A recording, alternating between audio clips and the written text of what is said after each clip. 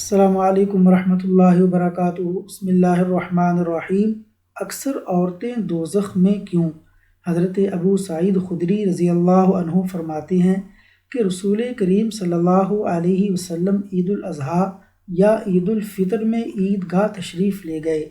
وہاں آپ عورتوں کے پاس سے گزرے اور فرمایا، اے عورتوں کی جماعت، صدقہ کرو، کیونکہ میں نے جہنم میں زیادہ تم ہی کو دیکھا ہے۔ انہوں نے کہا، یا رسول اللہ، ایسا کیوں؟ آپ صلی اللہ علیہ وسلم نے فرمایا کہ تم لعن طعن بہت کرتی ہو اور شوہر کی ناشکری کرتی ہو۔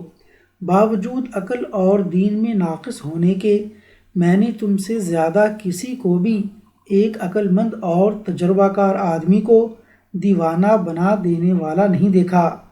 عورتوں نے عرض کی کہ ہمارے دین اور ہماری عقل میں نقصان کیا ہے یا رسول اللہ؟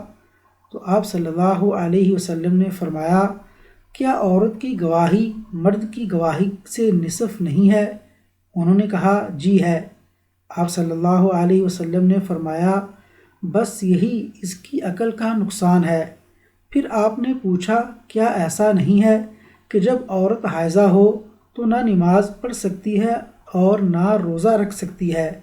عورتوں نے کہا، ایسا ہی ہے۔ تو آپ صلی اللہ علیہ وسلم نے فرمایا کہ یہی اس کے دین کا نقصان ہے۔